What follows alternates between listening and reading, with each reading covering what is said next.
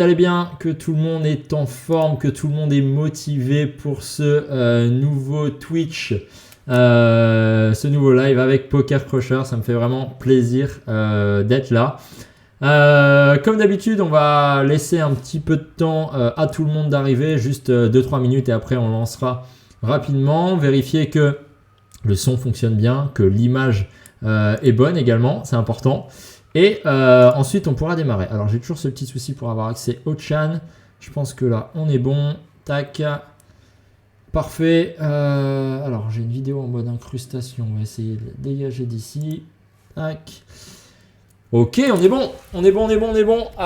Salut tout le monde.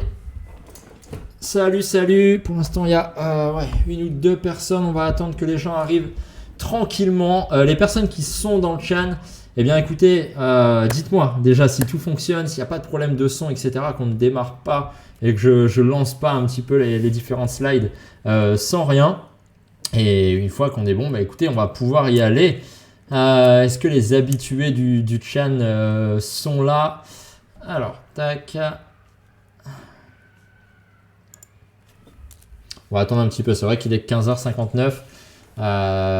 Déjà le départ officiel c'est 16h et on sait qu'il y a toujours des petits retardataires qui arrivent vers 16h05, 16h10. Vous inquiétez pas, pour ceux qui sont là, on va pas démarrer trop tard. Je vais juste quand même évidemment attendre qu'on soit un minimum de joueurs.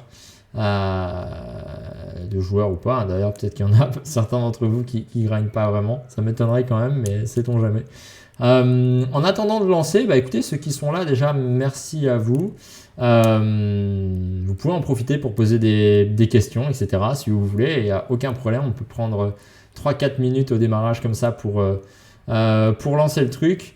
Et puis bah ouais, en profiter pour répondre simplement à quelques questions, quelques interrogations sur votre grind, sur votre organisation, sur votre mindset de manière générale.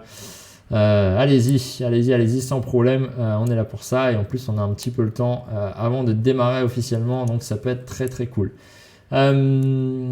Aujourd'hui pour présenter un petit peu tout ça, je vais vous parler d'une petite astuce qu'on peut utiliser, vous avez la slide sous les yeux, qui est la règle des 3 feux. Vous allez voir en quoi ça peut nous servir dans notre grind, etc. C'est un outil qui est honnêtement très simple à mettre en place et qui peut vraiment être salvateur entre guillemets. Bon, c'est un bien grand mot, mais en tout cas, je pense vraiment qu'il peut vous être salvateur, mais à minima vous aider réellement dans votre grind à pas trop sortir, on va dire, de choses que vous aviez potentiellement déterminées au préalable concernant votre gestion de session, etc. Donc c'est un peu le thème qu'on va voir aujourd'hui. À travers, vous allez voir, ce petit outil qui est la règle des 3 feux, qui peut être assez intéressant. Salut aux nouveaux arrivants, bienvenue tout le monde. J'ai pas encore de message dans le chat. Dites-moi si voilà, ça me rassurerait quand même que tout se passe bien, qu'au moins que le son est bon, que l'image est là. C'est vraiment un minima. Que je puisse ensuite enchaîner avec plus de sérénité, on va dire, à ce niveau-là.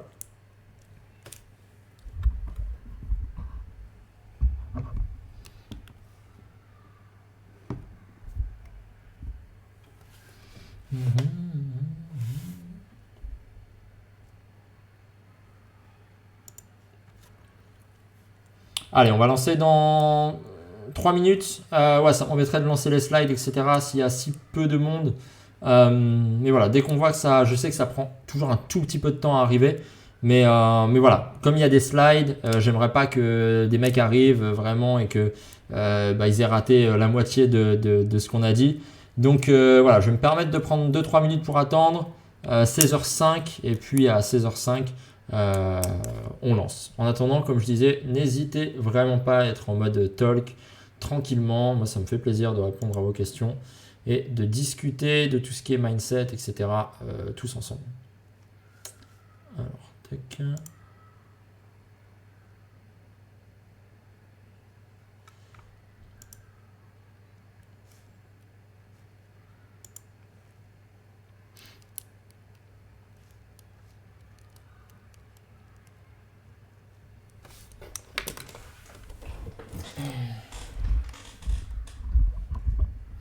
Allez, on lance dans 2 minutes à 16h05.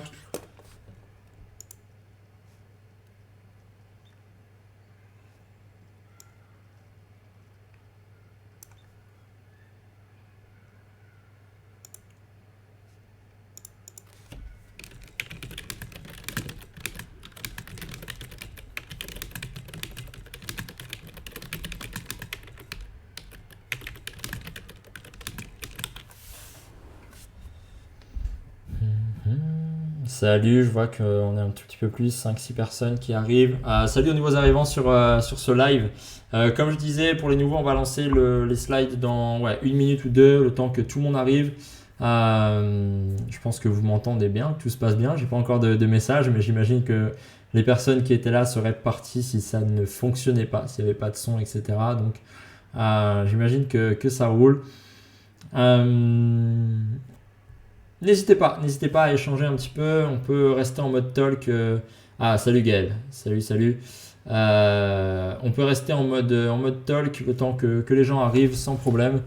Échanger un petit peu sur le mindset, sur le poker, sur votre gestion de votre grind de manière générale. Toute question est la bienvenue. Voilà, je me fais un plaisir de répondre à tout ça. Je suis là pour ça. Donc, en attendant que les gens arrivent un petit peu et lancer les slides, peut-être que ça peut être intéressant de rester en mode talk tranquillement. Gaël, je crois que je t'ai jamais vu, si je dis pas de bêtises, dans ce live. En tout cas, peut-être que tu regardais sans trop participer, ou c'est moi qui me trompe. Je sais pas. Marrant ton pseudo d'ailleurs.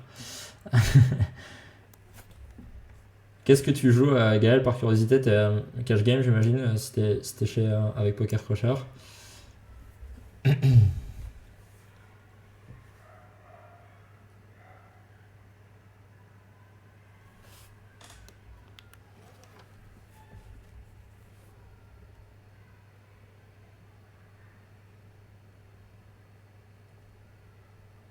Je pense aussi au passage, le temps qu'on est là avec les personnes qui sont dans le chat, qu'on va tester un nouvel horaire très bientôt. Je pense qu'en semaine à 16h, c'est compliqué pour pas mal de personnes qui travaillent. Donc peut-être essayer un nouvel horaire, voir ce qui se passe. D'ailleurs, n'hésitez pas à être actif dans cette démarche et force de proposition. S'il y a des horaires qui vous conviennent le plus, ça va forcément être difficile de contenter tout le monde à 100%. J'imagine que le 16h du jeudi est très très bien pour certaines personnes. Mais le but, évidemment, c'est de contenter la majorité d'entre vous. Et clairement, si on a des sondages, je vais d'ailleurs peut-être faire un sondage avec une autre proposition de date. Et si on a un sondage le soir où il y a un peu plus de monde, etc., écoutez, ça peut être aussi plus intéressant. Pardon, pas aussi, mais peut-être plus intéressant. Allez, j'attends encore un petit peu. Désolé, j'avais prévenu que je lançais à 16h05, mais on est trop peu pour l'instant pour lancer ces slides, etc. J'ai pas envie de faire une présentation devant 3 ou 4 personnes, même si ça pourrait être giga value pour vous. Je préférais qu'il y ait un petit peu plus de monde. Mais en attendant, par contre, encore une fois, avec plaisir pour échanger sur votre grind, etc. Donc n'hésitez pas s'il y a des questions, s'il y a quoi que ce soit. Let's go. N'hésitez pas aussi à parler dans le chat. Salut Rimwand, je vois que ça arrive un tout petit peu. On va y arriver, on va réussir à faire monter ces viewers un petit peu. J'y crois. Et écoute, yes, avec plaisir, Rimwand, je sais pas si je prononce bien. Avec plaisir, et c'est vrai que Poker Crusher fait vraiment du bon taf par rapport à tout ça. Honnêtement, c'est plein de contenu gratuit qui est proposé et c'est vraiment cool. Ouais, tu m'as décortiqué ton pseudo, mais est-ce que je dis rime? Est-ce que ça se dit Rin? Je pense pas, hein, ça, ou rhyme, peut-être. Rhyme one, je sais pas trop. mais très très bien. Sinon, donne-moi ton prénom, peut-être que ce sera plus simple à prononcer pour moi. Oui, one, ok. J'ai toujours pas la partie la plus difficile, hein. Attends, je sais, vous pouvez pas le savoir. Je suis pas totalement bilingue, mais ok, rime. Mais one, ouais, je me doute que, ça va, je sais prononcer ça quand même. Et en plus, ça va, je me débrouille en anglais. Pourquoi je me sous-estime comme ça? Comment vous allez, les gars? Je sais pas si vous êtes des règles du chan, Gaël et Rimwan. On monte à 9 personnes, c'est cool, on va pouvoir lancer. Bah là, allez, dans 2 minutes on lance, promis, cette fois-ci, je voulais attendre un petit peu, mais finalement on arrive au nombre de viewers, donc c'est très très bien. On va pouvoir lancer. On est sur un live pour le code de la route. Exactement, exactement, tu vas être surpris. Franchement, tous les mecs qui veulent revoir leur code de la route, bah en effet, ça semble être une très bonne idée. C'est vrai que j'ai jamais fait attention à ça. Bon, après, j'ai appelé ça la règle des feux, donc le parallèle est assez simple à trouver. Mais voilà, cette blague, elle est sympa, elle est sympa, elle est sympa. Et ouais, peut-être qu'on pourrait faire ça à l'occasion. Ça se trouve, qui sait, Poker Crusher propose tellement de contenu que ça se trouve, on aura un jour un mec de l'auto-école qui viendra, qui viendra présenter quelque chose. Enfin ouais, sait-on jamais. Écoutez, Bamos, hein, je pense qu'on est 10 déjà. Merci à tous d'être là. On n'aura peut-être pas les pics d'audience qu'on a habituellement à 30, 35, voire 40 viewers. Mais encore une fois, on est en semaine. C'était déjà le cas avant, mais peut-être qu'il y avait l'effet vacances, etc. aussi. Là, jeudi 16h, en plein mois d'octobre, je comprends que ce soit un peu plus compliqué. Je vous proposerai, avant de démarrer, je suis un peu répétitif, pardon, désolé, mais je vous proposerai un autre créneau dans le channel Mindset de Poker Crusher. Peut-être plus en soirée, si ça peut convenir à certaines personnes, eh bien c'est parfait. Moi ça me dérange pas, hein. Le but c'est qu'il y ait un maximum de monde, bien évidemment. Et écoutez, bah on va lancer, hein. On va lancer, j'espère que vous êtes chaud. Donc je vais me lancer dans une petite présentation. Ceci dit, je vais rester évidemment disponible pour regarder le channel régulièrement, voir ce qui se passe et répondre à toutes vos questions s'il y en a. Et puis bah écoutez, allons-y, c'est parti. Alors, eh bien écoutez, let's go. Ce dont je voulais vous parler aujourd'hui, comme je le disais en tout début de channel, en tout début de Twitch pour ceux qui étaient là, j'ai mis un petit système en place personnellement qui me permet de pouvoir faire le point in-game assez facilement sur la situation. Pour l'instant, ça reste un petit peu flou. Vous allez me dire de quelle situation on parle, etc. L'idée, c'est que quand on est en train de jouer, soit parce que, on va dire, on a un focus qui est déjà trop orienté, est-ce que trop, pas assez, c'est subjectif, mais en tout cas, un focus qui est réellement présent sur les tables, c'est plutôt une bonne chose, mais parfois, eh bien évidemment, ça nous permet pas vraiment d'être focus sur nos états émotionnels, etc. Soit l'inverse, parfois, on est trop touché émotionnellement, chose qu'on conscientise ou non, mais on va avoir un focus qui n'est même pas sur les tables, qui peut être ailleurs, etc. Et ça peut être super intéressant de faire le point régulièrement sur nos états, qui soient d'ordre émotionnel ou plus factuel. On va voir ça juste après, pendant notre grind. Je parlais avec un top reg assez récemment. Je ne vais pas vous citer de nom parce que je ne sais pas si forcément il veut en parler, mais qui me disait que globalement, lui dans son grind, ce qu'il faisait, c'est que chaque 45 minutes environ, il mettait un timer pour, on va dire, faire le point sur la situation et voir s'il était toujours dans un état personnel, énergétique, émotionnel, etc., qui lui permettait de jouer un jeu qui reste gagnant, donc une forme de big game plus, voire e-game potentiel. Alors on avait ce débat qui est resté léger, on n'a pas forcément poussé la réflexion, dites-moi d'ailleurs ce que vous en pensez, mais on avait ce débat sur est-ce que c'est une bonne chose de mettre une forme de timer, de mettre quelque chose qui nous sert certes à nous rappeler que peut-être on doit être bien focus, etc. Est-ce que finalement mettre ça en place, c'est pas aussi finalement quelque chose qui peut nous défocus totalement? Imaginons que vous étiez dans une très très bonne situation, dans une forme de flow, et là ce timer arrive, qu'est-ce qui se passe? On peut avoir l'impression, et là on pourrait débattre dans le sens inverse sur le fait que ça nous fait perdre du focus. Donc bon, c'est pas forcément directement, enfin si c'est lié au sujet du jour, mais cette petite anecdote et cette discussion qu'on avait eue, parce qu'avec ce joueur qui était vraiment, il est tout en haut de la pyramide poker, je la trouvais intéressante. Donc ouais, vos points de vue peuvent être cool là-dessus. Moi, mon truc, ce serait plus de ne pas mettre de timer comme ça reste subjectif, ça reste mon avis en tant que coach, mais pourquoi pas, ça peut être assez intéressant et vous allez voir en quoi ça va être lié au sujet du jour. Alors, pour rentrer dans le vif du sujet, la règle des 3 feux, c'est quoi? Donc, ce n'est pas lié au code de la route, bien évidemment, mais l'idée, comme les feux, pour le coup, qu'on peut retrouver dans le code de la route, ça va être d'avoir un feu vert, un feu orange et un feu rouge dans notre grind. Qu'est-ce qu'on va faire avant d'utiliser ces feux? On va essayer de prendre en considération deux facteurs majoritaires. C'est quasiment les deux seuls facteurs qu'on peut prendre en considération pour avoir une auto-évaluation de ce qui se passe quand on est en train de jouer. Alors, à bien prendre en compte, là on parle de situation in-game. Vous allez voir que c'est possible de le faire en amont également, mais là, dans ces slides de présentation, on va parler de situation in-game. Quelles sont les caractéristiques qui peuvent être intéressantes à prendre en considération, Donc, je les ai discernées en deux catégories. La première catégorie étant mon moi, d'accord? Donc, qu'est-ce que je mets dans mon moi? Je mets mes états émotionnels, mes états physiques, d'accord? Donc, est-ce que je suis tilté? Est-ce que, on parle du tilt, ça peut être d'autres choses, mais c'est un exemple, l'exemple le plus flagrant. Mes états physiques, est-ce que je me sens fatigué? Est-ce que peut-être j'ai des douleurs? Est-ce que mon body language parle pour moi? Est-ce que, peu importe. Je parlais de signaux, en effet, des signaux précurseurs de fatigue, je bâille, je sens encore une fois que peut-être je suis un peu plus agité que d'habitude, ma position, je parlais du body language. Bon, on pourrait mettre différentes caractéristiques dans ce facteur du moi qui est important évidemment à prendre en considération in-game. D'accord? Donc on a d'abord mon moi. Ensuite, on va avoir notre environnement. Notre environnement, ça va être tout ce qui se passe à l'extérieur. Donc ça peut être l'extérieur d'un point de vue purement poker, donc vos tables, etc.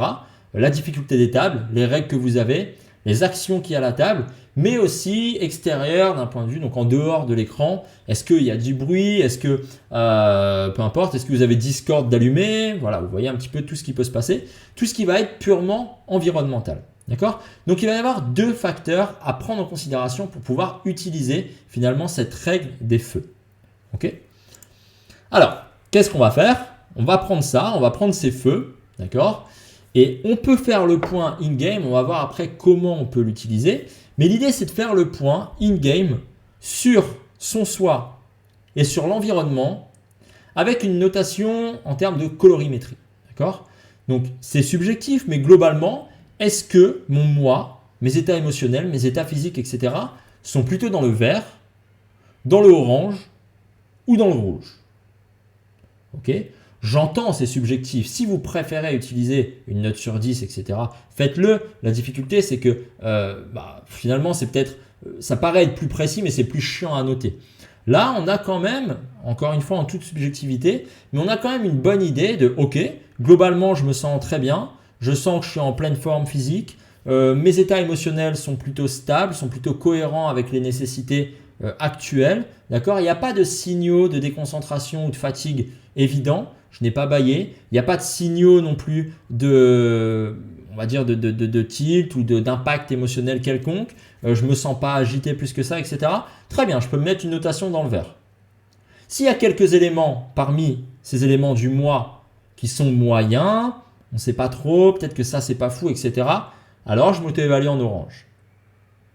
Si par contre, bien évidemment, je ne vais pas trop être long là-dessus, si on voit qu'il y a plusieurs choses qui ne sont pas bonnes du tout, alors on peut automatiquement catégoriser comme la catégorie du moi comme rouge.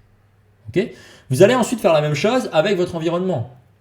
Est-ce que tout se passe bien? Est-ce que les tables, j'ai parlé donc d'environnement qu'on peut même sous-catégoriser. Est-ce que les tables sont plutôt bonnes?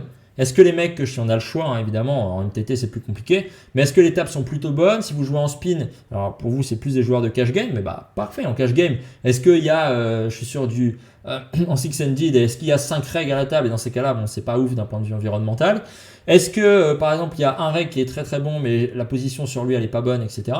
Et d'un point de vue plus externe, est-ce que par exemple peut-être aujourd'hui mon environnement n'est pas très très bon? Il y a beaucoup de bruit autour de moi, il y a des travaux, enfin peu importe, vous captez tout ce qui se passe d'un point de vue environnemental. Quelle note je peux mettre par rapport à ça? Vert, orange ou rouge? Okay? Donc avoir ce fonctionnement, ça permet vraiment de faciliter les choses, d'éviter finalement, même si on reste dans une forme de subjectivité, d'éviter la subjectivité totale où en fait on n'a même pas d'outils pour pouvoir s'auto-évaluer in-game. Donc là, je vous en propose un qui est donc distingué avec la règle des feux entre deux facteurs à prendre en considération, à savoir mon moi et mon environnement. Ok? Ensuite, qu'est-ce que vous allez faire? L'idée, une fois on a réussi à s'auto-évaluer, c'est d'avoir comme un process qui est préétabli sur ce que je vais faire, sur quels seront mes comportements à adopter en fonction de l'auto-évaluation que j'ai mise en place, donc à savoir ces feux. Ok? Comme vous pouvez le voir, alors dites-moi, oui, ok, avec ma caméra on voit bien quand même. Comme vous pouvez le voir, donc globalement, évidemment, si mon moi est vert et que mon environnement est vert, tout va bien, je continue de jouer normalement et peut même pousser ma session.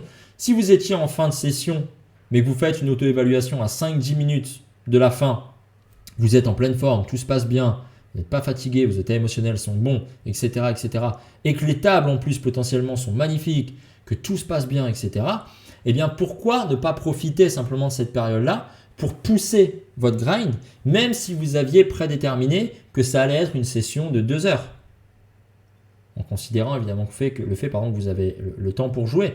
Mais certes, ça peut être cool d'avoir un planning, ça peut être cool de mettre des choses en place, etc. Mais c'est aussi une énorme erreur à mon sens de ne pas savoir ajuster ces sessions, que ce soit dans le positif comme dans le négatif, et c'est ce qu'on va voir juste après. Globalement, vous devriez peut-être avoir 80% de taux de respect de ce que vous aviez déterminé d'un point de vue purement planning, et ensuite ajuster en fonction de vos états émotionnels et de votre environnement. C'est ce qu'on essaie de voir aujourd'hui et de, on va dire, théoriser avec cette règle des feux. Ok? Donc vert, tout va bien, je peux continuer à jouer, voire même potentiellement continuer la session. Ensuite, vert-orange, donc d'un côté comme de l'autre, ça peut être orange-vert bien évidemment, mon moi en orange, mon environnement en vert. Eh bien, je continue de jouer normalement et je corrige simplement de manière assez froide et rationnelle le point que j'ai remarqué qui n'était pas optimal. Ok? Je me suis mis du orange dans l'environnement parce que peut-être Discord était allumé. Simplement, je stoppe, je ferme Discord. Je vous donne des exemples très concrets. Ok? On pourrait trouver d'autres choses, bien évidemment. Ça, c'est très personnel. Ça se voit en coaching privé. Mais vous avez des pistes. D'accord? Orange, attention. On n'est pas dans une démarche où je vais forcément stop ma session, mais on a quand même 2 facteurs qui font que si on continue à jouer comme ça, donc en orange, ça ne présage pas forcément du bon pour la suite. Pour la suite de la session, donc avec un impact direct, mais de manière générale, en répétant ce genre de comportement où on est en zone orange, je pense que sur le long terme, ça n'aura pas forcément une bonne levée sur votre grind. Ok? Donc là, l'idée, c'est de prendre du recul immédiatement et analyser les raisons des soucis, de ce qu'on a détecté. On peut stop la session si nécessaire et la reprendre plus tard. Ok? Enfin, on va terminer par les zones orange-rouge où pour moi, c'est un stop évident. D'accord? Si on a une zone en orange, une zone en rouge, on stoppe immédiatement avec potentiellement une reprise de session envisagée plus tard si on arrive à se remettre dans des conditions personnelles ou environnementales qui sont beaucoup plus favorables. Donc dans ce cas-là, en effet, pourquoi pas réutiliser cette règle des feux pré-session, d'accord? Soit on est en rouge et simplement là on stoppe et à mon sens, ce n'est pas du tout une journée qui devrait être utilisée pour du grind. On a vraiment tous les facteurs qui sont au rouge, mon moi n'est pas bon, l'environnement n'est pas bon, c'est assez délicat. Voire même en zone orange-rouge, finalement, on peut prendre la décision, comme je le notais au-dessus, de stop simplement pour la journée. N'ayez pas peur de faire ça, il y a trop de joueurs qui se disent que globalement, voilà, ils ont déterminé un objectif, c'est comme ça, j'ai mis ça en place, j'ai tant d'heures, il faut que je joue tant d'heures, tant de HH, tant de mains, etc. Et c'est comme ça, quoi qu'il arrive, je serai en mode warrior, etc. C'est d'une débilité absolue. En fait, vous devez être en mesure de vous adapter. Le mode warrior peut être intéressant en effet pour sortir de sa zone de confort, pour pousser un petit peu quand on a juste la flemme ou que voilà, quand on est en zone par exemple orange et qu'il y a ce côté flemme dans mon moi, etc. Why not là utiliser le mode warrior pour pouvoir pousser? Mais il faut arrêter d'être stupide. Quand globalement tout est rouge, il faut savoir l'accepter et juste se dire qu'on jouera simplement plus tard. C'est pas grave parce qu'en réalité, ça doit représenter peut-être 5 à 10% de notre temps de grind.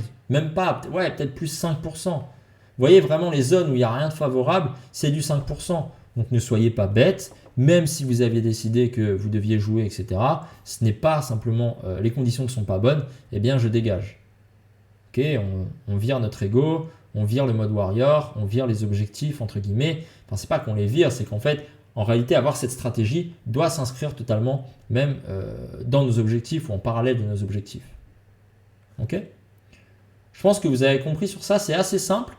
Pourquoi je me permets quand même de vous transmettre ça, bien que c'est très très simple, c'est que c'est un outil justement qui est enfantin, mais qui peut vraiment être utile in-game. Je vous le garantis. Et ne croyez pas que parce que l'outil est simple, il n'a pas de sens du tout. Je pense d'ailleurs même, c'est mon point de vue, que mais dans le mindset, en réalité, il n'y a rien qui n'est ultra compliqué. C'est plus de la rigueur, de la discipline. Être en mesure de comprendre que ça, c'est OK, ça, c'est un outil qui peut être pertinent, comment je l'utilise, avec quelle rigueur, à quelle fréquence, comment j'arrive à l'implémenter vraiment dans mon grind. OK?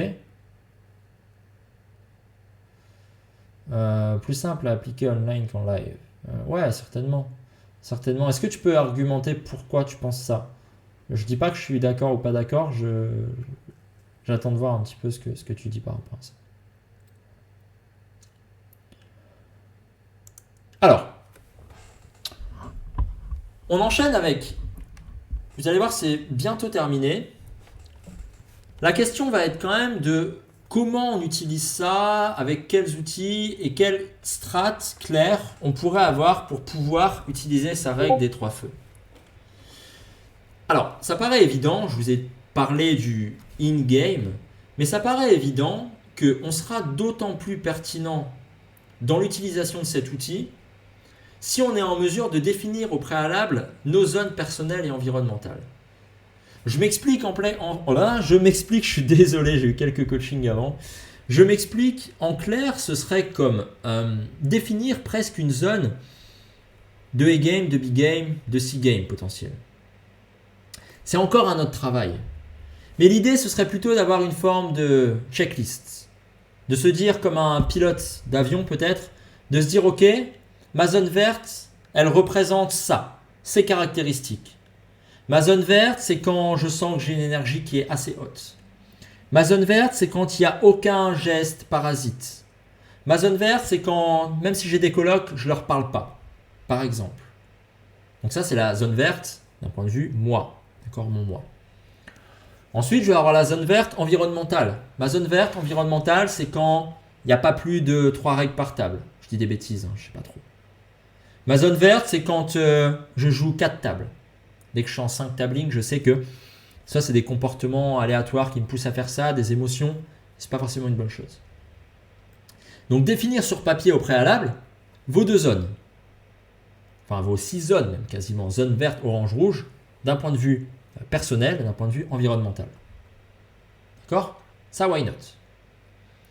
Ensuite, comparez in-game. Parce que plus vous allez avoir de data, plus ce sera simple de déterminer dans quelle zone vous êtes actuellement.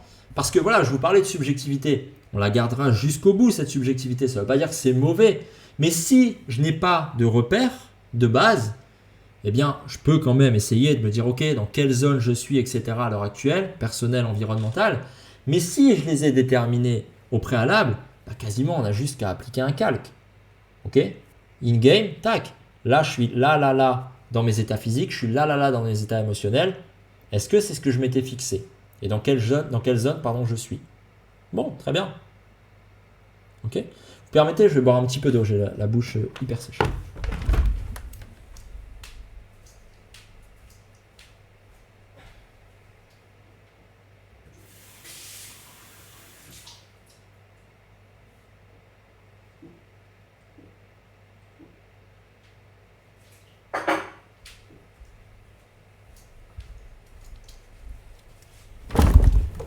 Heureusement, je n'étais pas en caleçon.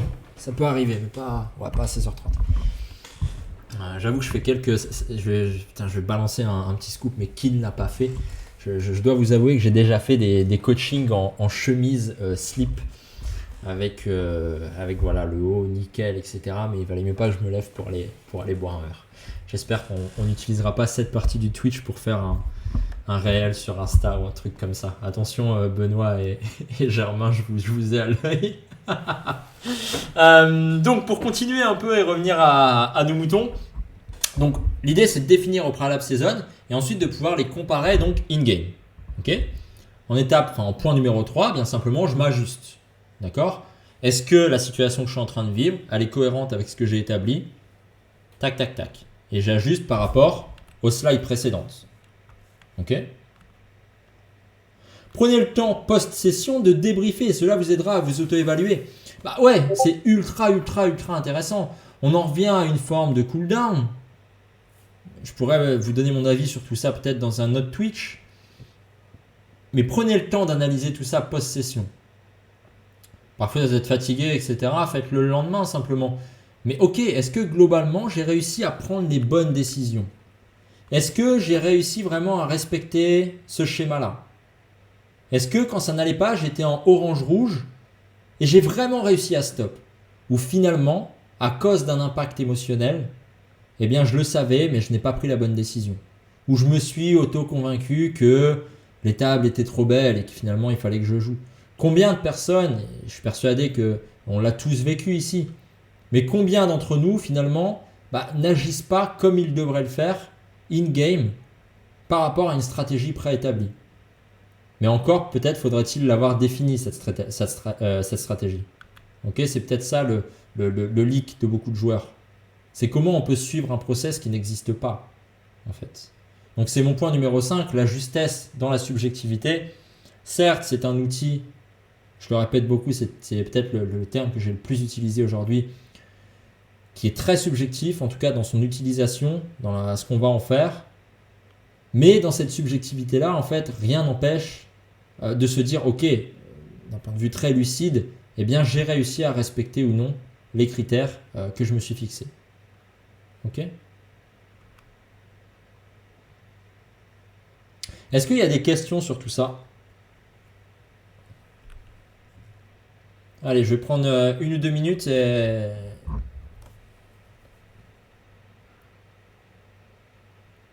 Est-ce que peut-être déjà ça vous semble utilisable? Est-ce qu'il y en a certains d'entre vous qui... Voilà, peut-être que c'est compliqué à mettre en place. Et dans ces cas-là, qu'est-ce qui vous bloque? Qu'est-ce qui n'est pas évident pour vous? Ça peut être intéressant de répondre à ça. Et si vous avez d'autres questions, n'hésitez pas. Je reste de toute façon, je garde un œil sur le chat.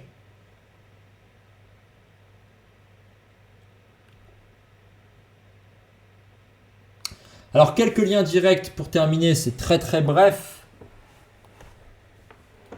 In-game, on refera un live là-dessus, c'est plus des choses que je vais utiliser en coaching privé. Mais si on voit par exemple que nos états émotionnels sont instables, on peut avoir quelques pistes avec le 4-7-8, potentiellement la cohérence cardiaque, j'invite peut-être plus à utiliser en pré-session et de manière quotidienne et régulière que in-game. Le 4-7-8 qui est un exercice de respiration qui de base est utilisé pour s'endormir mais qui peut être très très bien même in-game, est peut-être plus adapté pour refaire descendre un état émotionnel. Donc c'est un lien que je voulais créer par rapport à ici, mon moi. Okay, mon moi, je suis en zone orange, etc. Qu'est-ce que je peux faire si par exemple je suis en orange-orange ou orange-vert avec un état émotionnel potentiellement instable? Eh bien, le 4-7-8 peut être une des pistes qui est intéressante. Comme je le notifiais juste avant, préparation de session, anticipation et analyse, ultra important. C'est un peu le modèle du calque que je vous ai donné. Comment utiliser ça au mieux si on n'a pas un calque au préalable sur lequel se baser. D'accord? Et enfin, le débriefing dans le cooldown. Je l'évoquais également ici en toute objectivité, qui peut vraiment être utile même pour finalement la session du lendemain. Ok, j'ai pas été en mesure de respecter ça. Pourquoi? Qu'est-ce qui s'est joué, etc., etc. Et ensuite, je m'adapte, je m'ajuste le lendemain directement. Je pense que ça peut être une bonne conclusion, ça, qui est, si vous voulez, tous ces outils. Là, on n'a pas évoqué de warm-up, de cooldown. D'ailleurs, j'ai fait une story sur le warm-up ce matin pour donner un peu mon avis là-dessus. Vous pouvez aller check mon Instagram. Pardon, Benoît a mis le lien très gentiment. Mais je sais plus ce que je disais. Oui, pardon. Les routines, en fait, le warm-up, cool-down, etc., ou les routines, la gestion des postes, tout ça. En fait, pour moi, c'est ultra intéressant au-delà de l'impact direct et de l'utilité, on va dire, directe de chacun de ces outils. C'est ultra intéressant pour installer une forme de fil conducteur et de fil rouge dans votre grind. C'est-à-dire que vous êtes toujours en train de suivre un process avec une continuité. En mode, ok, là j'ai décidé de mettre ça en place, d'accord, dans mon warm-up ou dans une stratégie générale. J'ai joué, je fais un débriefing.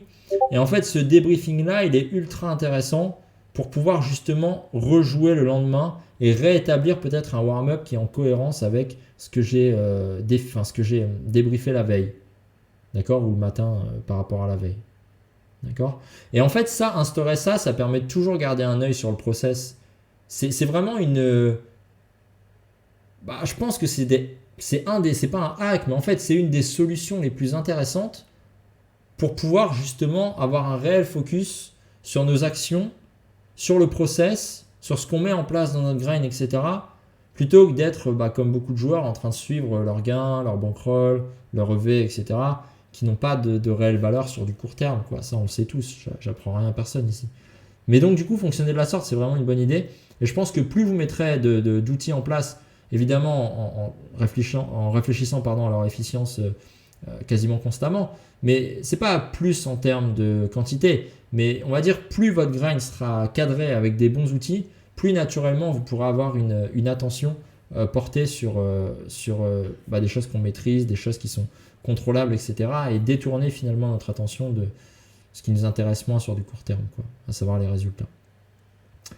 Voilà, écoutez, j'espère que ça vous a plu, que vous allez pouvoir utiliser ce petit outil. N'hésitez vraiment pas à me MP s'il y a la moindre question. C'est un outil très simple, mais qui est utilisé, qu'on a poussé en coaching avec quelques joueurs, etc. et qui est utilisé par des très très bons règles et qui peut vraiment être intéressant. Encore, voilà, faut-il l'utiliser au mieux, peut-être aussi le remanier à sa sauce, entre guillemets, hein. Je vous propose quelque chose, peut-être que vous, il y a des pistes qui vont venir, etc. Vous pouvez vous dire, ok, je le ferai bien de cette sorte-là, etc. avec un système de notation différent, ou peu importe. Mais ouais, ça peut être très très cool. On va se laisser 2-3 minutes pour conclure dans le chat. Encore une fois, s'il y a des questions, des choses comme ça, je vais peut-être revenir sur Rimworld qui me parlait du live très rapidement. Et ensuite, écoutez, on se laissera et je vous laisserai filer grind pour ceux qui vont grind ou vaquer à vos occupations pour les autres. Petit aparté comme d'hab, n'hésitez pas si vous voulez du coaching à venir me voir. On voit des choses qui sont évidemment bien plus poussées que ça, qui sont bien plus individualisées. Il me reste une seule place en coaching 3 mois. Et sinon, j'ai des places pour du coaching un peu plus flat, on va dire. Mais pour le programme 3 mois pour Crush, il me reste une seule place. Je prends que 5 ou 6 personnes à la fois. Voilà, je vous en fais part à travers ce live. Je suis dispo sur Discord, sur Instagram. Et on va prendre 2-3 minutes pour répondre à quelques questions. Rimworld qui me disait, donc en live, j'ai eu des cas où je frôlais le orange-rouge. Ok, intéressant. Mais le fait que ce soit loin de chez moi, ça pousse à rester et potentiellement faire des erreurs.